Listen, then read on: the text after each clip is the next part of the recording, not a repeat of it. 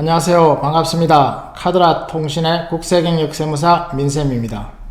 오늘의 주제는 기업이나 가게를 운영하시는 대표 이사님이나 사장님 그리고 개인들의 부동산 관련 양도상속 증여세에 관련하여 내가 과연 세무조사 대상에 해당될까입니다. 따라서 가장 관심이 많은 국세청 세무조사에 대해서 말씀드리겠습니다. 세무조사 유형은 많습니다.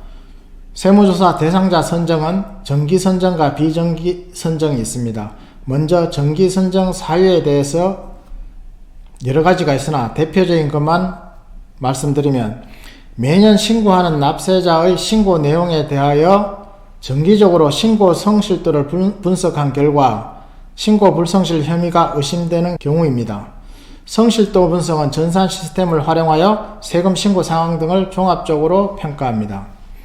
국세청에서는 전산화가 너무 잘 되어 있어 각종 신고 내용에 대한 각종 비율 분석이나 특정 항목의 증감이 과다하다면 소득 탄로의 의심을 받게 됩니다.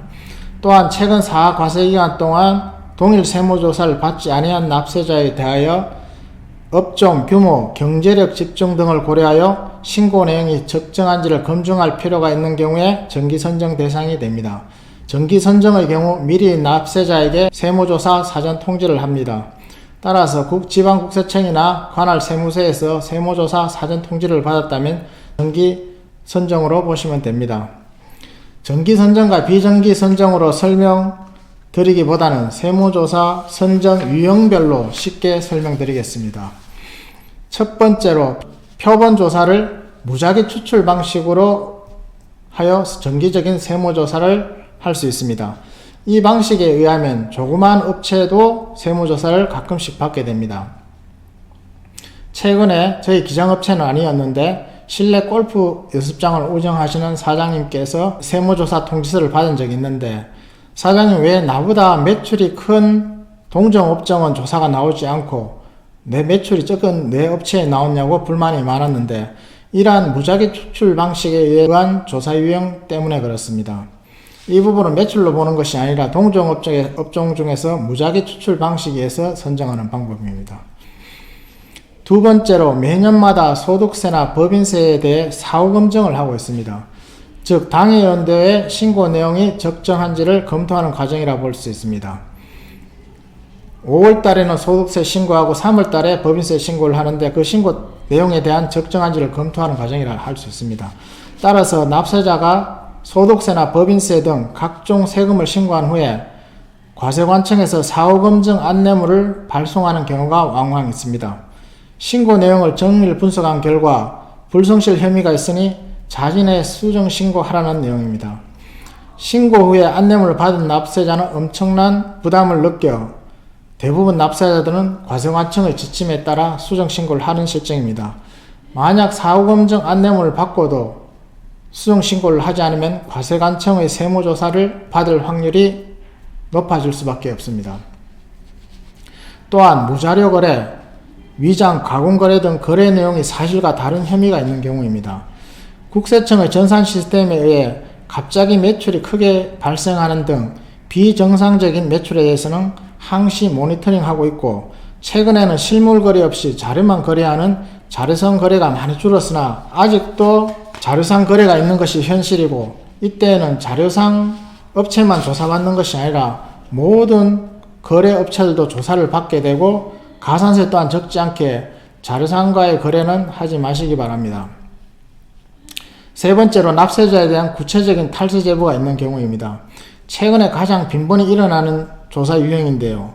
구체적이고 근거 있는 자료를 가지고 탈세 제보를 하면 100% 세무조사를 한다고 보시면 됩니다. 여기에서 구체적이고 근거 있는 자료를 제시하지 못하고 추정이나 근거 자료가 없는 경우에는 탈세 제보로 채택이 되지 않아 조사 선정이 되지 않음도 유의하시기 바랍니다. 탈세 제보 포상금이 1억에서 최근 30억까지 정대되었고 올해에는 40억까지 인상하려고 하고 있습니다. 탈세 제보로 인해 지하경제를 양성화하고 일반 납세자에게도 성실 신고를 유도할 목적으로 포상금을 인상하고 있는 실정입니다. 사실 기업이 의도적으로 탈세하고 장부를 숨긴다면 과세관청에서 일일이 적발하기는 쉽지 않습니다. 그래서 과세관청에서는 탈세제보 포상금을 인상해 탈세하면 지인 및 가까운 사람들에 의해 제보될 수 있다는 경각심을 일으켜 성실신고 분위기를 조성하고 있습니다. 탈세제보는 포상금 문제도 있지만 감정에 의한 것들이 훨씬 더 많습니다. 누가 탈세제보를 하는가 하는 것은 전편에 제가 유튜브 방송으로 한 탈세제보를 누가 하는가 편을 참고하시기 바랍니다. 네 번째로 차명계좌 조사입니다. 차명계좌 조사도 최근에 많이 일어나고 있는데요. 차명계좌라는 것은 현금이나 카드가 아닌 통장 이체 시 사업자의 계좌가 아닌 배우자나 직원 등 사업자 등록증 명의와 다른 곳으로 이체를 받는 경우를 말하고 있습니다. 차명계좌를 받더라도 실제 국세청에서는 조사를 하기 전에는 알 수가 없습니다. 따라서 국세청에서는 이 또한 신고 포상금 제도를 운영하고 있고 추징세액이 1,000만원이 넘어가는 경우 신고 건당 100만원의 포상금을 지급하고 있습니다.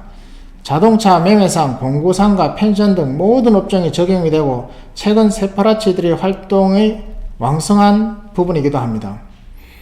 차명계좌로 밝혀지면 다른 조사보다 추징세액 및 과태료가 많습니다.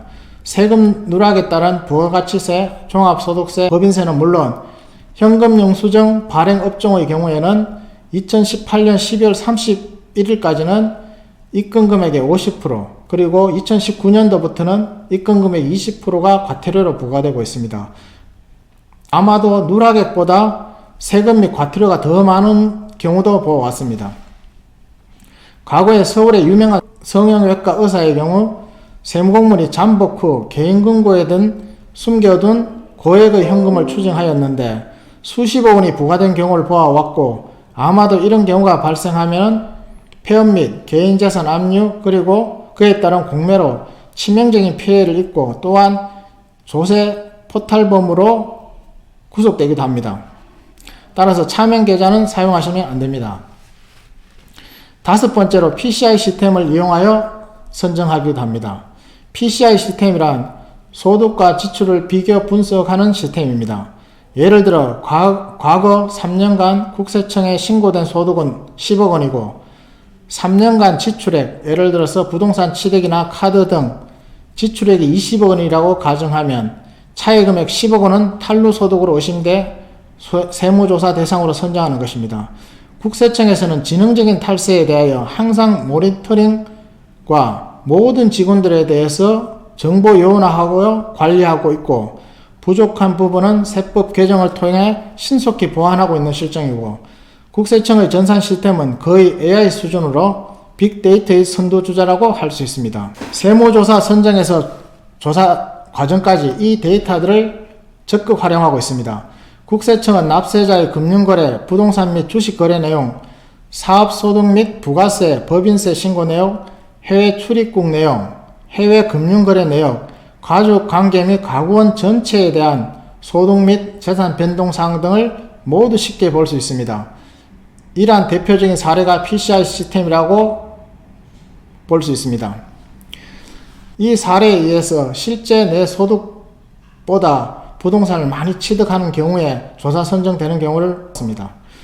여섯 번째로 개인에 대한 부동산 관련 세무조사는 전편에서 소개한 자금 출처 조사를 보시기 바라며, 증여세와 상속세는 정부 부과 결정 세목입니다. 따라서 신고 후에도 과세관청에서 그 신고 내용을 다시 결정하게 되어 있는데요. 특히 상속세 같은 경우에는 상속세가 나오는 신고는 모두 조사 대상에 해당된다고 보시면 됩니다. 상속세의 경우 상속세 신고 후 1년 전후로 하여 세무조사 통지서를 받는다 보시면 됩니다. 다시 말해 상속세 같은 경우도 신고로서 모든 것이 끝나는 것이 아니라 세액이 나오는 경우, 내가 상속세를 부담하는 경우에는 대부분 거의 모두 다 세무조사가 나온다고 보시면 됩니다. 세무조사 통지는 상속세 신고 후 1년 전후로 보시면 됩니다. 이상으로 국세청의 세무조사에 대해서 전반적인 내용에 대해 말씀드렸는데요. 이 외에도 경제 상황에 따라서 조사를 하는 경우도 많이 있습니다. 예를 들면 최근 고액의 유튜브 운영자나 서울 아파트의 경우 부동산 투기 자금을 막기 위해서 미성년자나 나이가 35세 미만인 경우에 아파트 서울 같은 경우 소액이라도 3억 정도 구입해도 소득원이 없는 경우에 모두 자금 출처 소명을 받는 등 경제 상황에 따라서 수시로 조사 선정하는 경우도 발생합니다. 일반인의 같은 경우에는 정기 선정보다는 비정기 선정에서 조사를 받는 경우가 많습니다. 이와 같은 경우는 세무조사 통지 없이 사업장에 바로 들이닥치기도 합니다.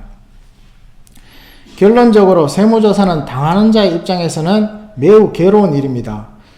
조사기간 동안 일상생활이 마비되고 세무조사 결과에 따라 막대한 재산상 손실을 입기도 합니다. 따라서 개인이든 기업이든 세무조사를 피하고 싶어 합니다. 그런데도 20년 넘게 세무조사를 한 번도 받지 않은 개인이나 법인들도 많습니다. 그 이유 중 하나는 정상적으로 잘 신고하고 세금을 잘 내는 가게나 기업은 세무조사를 받지 않을 확률이 높습니다. 만약에 세무조사 통지를 받았다거나 아니면 조사공무원이 사업장에 통지 없이 방문하더라도 침착하게 대응하시고 누구로부터 도움을 받을지 고민하시고 세무조사는 과세관청에서 알아서 해주는 것이 아니므로 꼭 전문 세무사의 도움을 받으시기 바랍니다. 오늘 주제는 국세청의 세무조사에 대해서 말씀드렸습니다. 감사합니다.